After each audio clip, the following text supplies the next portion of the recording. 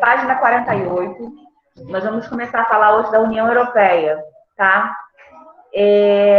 A União Europeia, ela é o mais importante organismo internacional. Ela é formada por 28 países, né?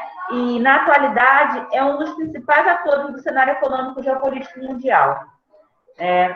O lema da União Europeia, sublinha aí, gente, na página 48, é unida na diversidade. Né? Nós temos aí logo na frente, tem até nessa imagem da página 48, a bandeira da União Europeia à frente da bandeira dos outros países que formam. Tá? E aí a gente tem aqui no mapa da página 49, bom dia, os países integrantes da União Europeia. Estamos na página 49, tá, Calai? E aí nós temos inicialmente 1958, os primeiros países que formaram: Alemanha, Países Baixos, Bélgica, Luxemburgo, França, Itália, né, Malta. Aí, a partir de 73, integraram Dinamarca, Reino Unido e a Irlanda. A partir de 81, nós temos a Grécia. A partir de 86, nós temos Portugal e Espanha. A partir de 95, Suécia e Finlândia. 2004, nós temos Estônia, Letônia, Lituânia, Polônia, República Tcheca, Eslováquia, Hungria e Eslovênia. A partir de 2007, nós temos a Romênia e a Bulgária. E o último país a aderir à União Europeia foi a Croácia em 2013. Né? Então, nós temos aí 28 países que formam a União Europeia. Tá? Só que a União Europeia é muito mais do que apenas um bloco econômico. Né? Na página 50, a gente tem que entender que a União Europeia ela tem uma economia que representa quase o PIB dos Estados Unidos. Ou seja, o PIB dos Estados Unidos ainda é maior do que o PIB da União Europeia inteira. Né? Ela chega perto, mas ainda não conseguiu ultrapassar o PIB dos Estados Unidos. Então, nós temos aí um bloco formado por 28 países que juntos não conseguem alcançar o PIB de um país, que é os Estados Unidos. Né? Só que, como eu falei para vocês, a União Europeia ela é muito mais do que apenas um bloco econômico. Né? E aí, aqui na página 50, tem aqui, ela se distingue dos demais blocos pelo objetivo pretendido: o de formar não apenas um grupo comercial, mas também integrado aos aspectos político, monetário e social. Então, a União Europeia ela não é apenas um bloco econômico, ela visa o político e o social também. Né? E por que a diferença desse... Bom dia, tudo bem? E por que essa diferença? Primeiro, para a gente tentar entender. O NAFTA, o FMCA, o APEC, são apenas blocos de área de livre comércio, ou seja, são blocos formados por países que pretendem o livre comércio entre eles de maneira mais personalizada. Já o Mercosul e a ASEAN, eles são outros blocos, né, que estabelecem um mercado comum. Então, esses blocos econômicos, eles se referem somente à economia. Né? O Mercosul e a ASEAN como blocos de mercado comum, ou seja, de interação comercial entre esses países, e a NAFTA, a APEC, a USMCA de livre comércio. Então, a União Europeia ela é muito mais que um bloco econômico. Ela visa o político e visa o social também. Por isso, o lema é Unidos na Diversidade. Tá? Mas como é que a União Europeia ela surgiu? Nós temos aí o contexto das grandes guerras que influenciaram o surgimento da União Europeia. Por quê? Nós sabemos que ao final da Segunda Guerra, nós temos aí uma grande destruição dos países europeus. Né? E nós temos aí a vitória, né, dos Estados Unidos, do continente americano, e a União Soviética, que está aqui, metade ali, né? E os países europeus estavam muito desgastados, devastados, na maioria das vezes, estavam desunidos por conta das rivalidades da guerra. Então, eles resolveram, para tentar se reerguer, se unir. Então, o contexto do final da Segunda Guerra Mundial levou alguns países a chegarem à conclusão de que eles deveriam se juntar para tentar se reerguer do pós-guerra. Eles deveriam se unir para juntos conseguirem restabelecer a sua condição política, econômica e social que havia sido devastada do pós-guerra. E na página 50 tem aí que, inicialmente, um ano depois da Segunda Guerra, foi criado o Benelux, que é considerado o embrião da União Europeia, ou seja, é o pontapé inicial para o surgimento da União Europeia. Se juntaram Bélgica, Países Baixos e Luxemburgo, com o objetivo de fortalecer economicamente os países membros. Então, o Benelux, ele foi o início, né, do que hoje nós chamamos de União Europeia. Foi a partir do Benelux que eles pensaram na ideia de se juntar para se fortalecer e se proteger, principalmente depois do pós-guerra. Cuidado com a tomada para não desligar uma coisa. Não, só tira a tomada quando chama. Tá bom. Bom, então, a partir do Benelux, né, a partir de acordos comerciais, o principal problema era unir a França e a Alemanha. Por que unir França e Alemanha? Porque a França e a Alemanha eram inimigas na Segunda Guerra. A Alemanha causou um rastro de destruição imenso por conta da guerra. Então, foram criadas diversas medidas para tentar realinhar esses dois países e fazer com que eles mantivessem relações amistosas, inicialmente comercial e depois política, tá?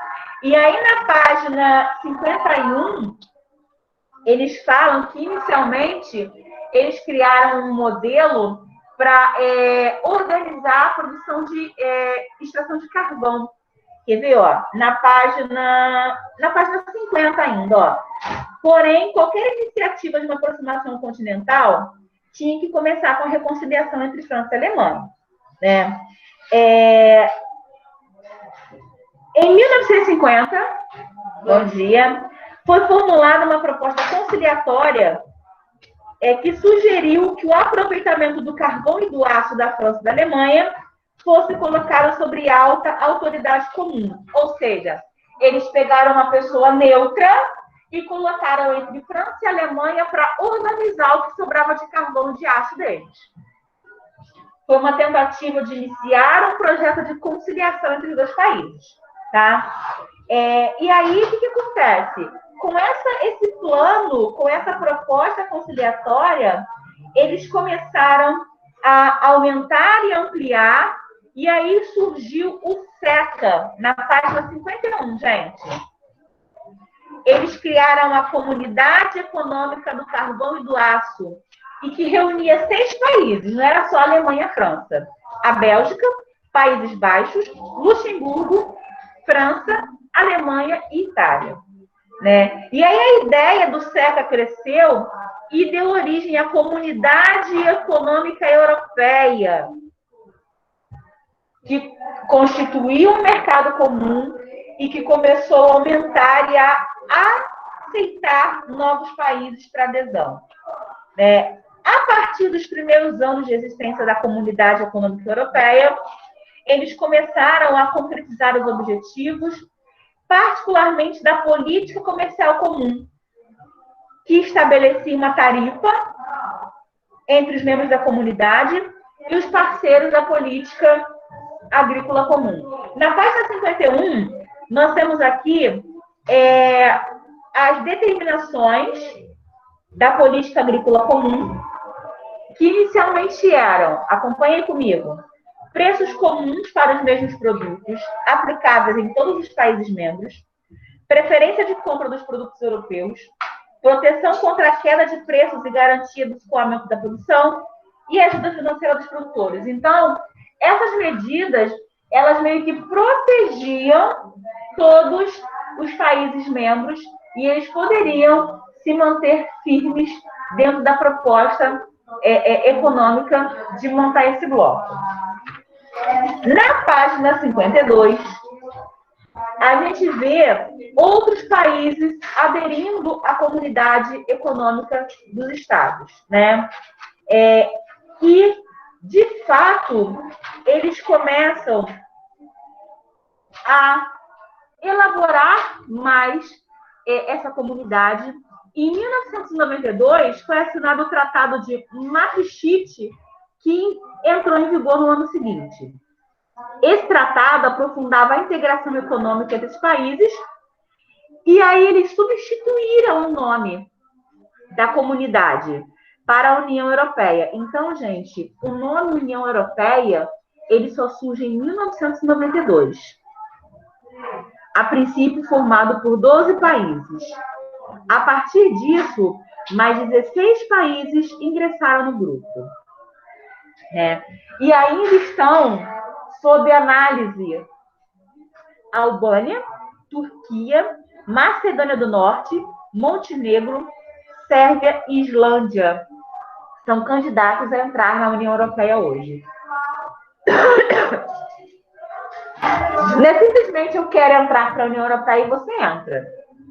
É toda feita uma pesquisa, é toda feita uma sondagem. Então, são vários candidatos, né, para ocupar uma vaga e entrar para a União Europeia.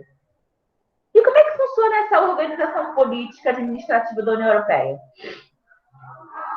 Sublinha aí, gente. A União Europeia possui um corpo legislativo, executivo e judiciário, como se fosse um país dentro de vários países, tá? Além de um banco central. Eles são complementados por um conjunto de órgãos e instituições. O bloco, no parágrafo seguinte, gente, sublinhe também, é dirigido pelos seguintes órgãos: Conselho Europeu, Parlamento Europeu, eleito pelo voto direto dos cidadãos da União da Unidade, Conselho da União Europeia. Alguém vai comprar misto ou empada? Não, gente. Tem certeza, né? Para depois falar. Pois é. Não, gente. Não? Não, obrigada. O Tratado de Lisboa, assinado em 2007, introduziu algumas alterações na estrutura do funcionamento. Sublinhe, gente, essas alterações. A União Europeia passou a ter 3 presidentes. Um eleito pelo Conselho Europeu, outro rotativo e um presidente da Comissão Europeia. O Parlamento ganhou mais poder de decisão em assuntos internos dos países. A partir de 2014, a aprovação de qualquer lei depende da aceitação de 55% dos países membros. Então, essas determinações, elas são fundamentais para que as coisas aconteçam de forma mais democrática possível, né? E aí eles iniciaram a chamada integração monetária. O que é uma integração monetária? É que todos os países membros da União Europeia passaram a ter uma moeda única. Antes, cada um desses países tinha sua moeda, tinha sua forma, utilizava a moeda de outros lugares. E a partir desse período, eles começaram a chamada unificação monetária. Ou seja, todos os países membros da União Europeia passaram a ter o euro como moeda oficial. Tá? A consumação da União Europeia se deu com a unificação monetária. Sublinhem isso, gente. Isto é, mediante a existência de uma moeda comum aos países membros e de um banco central para administrá-la. Entretanto, essa unificação monetária mostrou-se mais difícil, né? E aí a gente coloca em evidência a limitação dos países, né? Porém, em 2002, entrou em circulação o euro, moeda comum adotada listada em 12 dos 15 países que aderiram à União Europeia naquele período, né? Para aderir ao euro, o país precisa se submeter a diversas exigências. Entre elas, a mais restritiva é que o governo não pode ter déficit superior a 3% no valor do PIB. Outros países ainda não ingressaram na zona do euro por não se sujeitar a essa limitação de gastos e não conseguiram conter as suas despesas.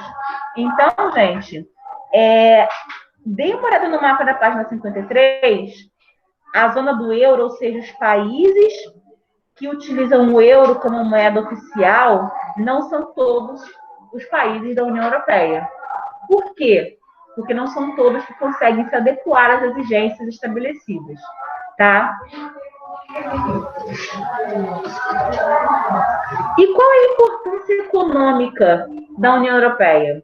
Na página 54, a gente vê, as atividades econômicas da União Europeia são organizadas em razão dos interesses do bloco, permitindo melhores condições de enfrentar as crises econômicas. O bloco exporta e importa especialmente máquinas e equipamentos de transporte. Aí a gente tem um mapa, gente, que mostra os principais parceiros comerciais da União Europeia. Qual é o primeiro? Estados Unidos.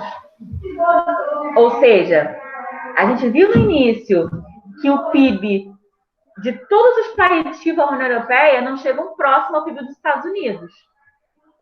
E os Estados Unidos é o principal parceiro econômico da União Europeia. Ou seja, o principal parceiro comercial é o país que eles estão tentando chegar próximo ao PIB. Tá? Bom, tudo bem até aqui?